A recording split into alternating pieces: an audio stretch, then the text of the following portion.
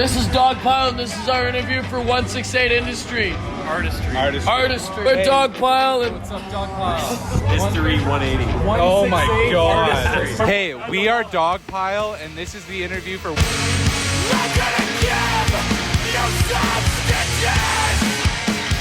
We're Dogpile. We just played Ohans tonight. We're pretty stoked on it. What were the expectations for the show? Yeah, it was fun. It was an adventure. Yeah. We got pretty psychedelic. We got pretty heavy, pretty light. It was dynamic set, I think. You know, most of our sets, they're just vibes. You never know what you're going to get when you come to a Dogpile show, honestly. Tonight is what it was meant to be. We always try to like practice up our best, but it's funny because the live shows are always chaotic no matter how much we practice. We just fucking put shit together, man. Like, it doesn't matter how much time we got, but we always put on a show, and that's the only thing that we can strive for. Putting on a show and entertaining the people, and that's what we do. You know what, boys? The non-rehearsed parts were amazing, and then the rehearsed parts were good. I almost got hit in the head by a cymbal. That was crazy. Is that when I like smashed it? I don't know what happened. I was like looking at my pedal board, and then all of a sudden Addison's cymbal fell in front of me. No, like, that was this me, far from yeah. my face. It was my expectation that no cymbals would be assaulted today, but I was wrong. The cymbals fought back.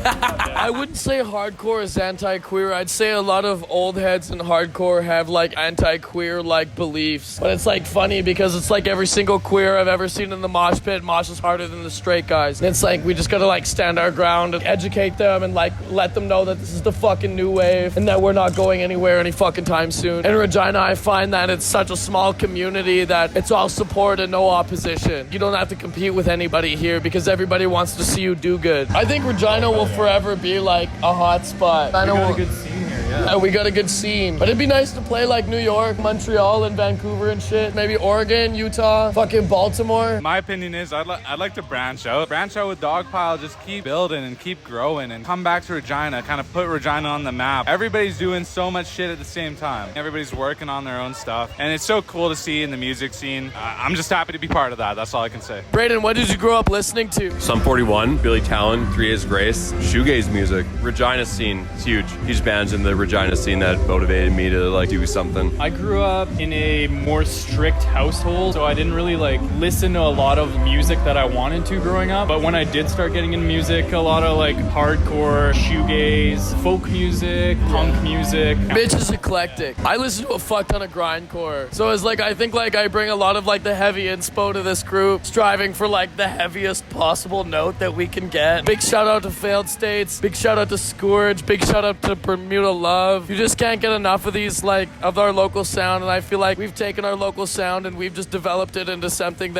special as Dogpile and whatever. I started off, I was like a big dubstep kid back in elementary school. I was listening, blasting fucking Skrillex, Bangarang, Make It Bundem, like Far Cry 3. And then I got really into like pop punk and emo. I listened to a lot of metalcore, 90s grunge, August Burns Red, As I Lay Dying, Killswitch Engage. Soundgarden, in my opinion, is the best 90s grunge band. Thank you very much for this interview. Hope you have a good night. Fuck yeah.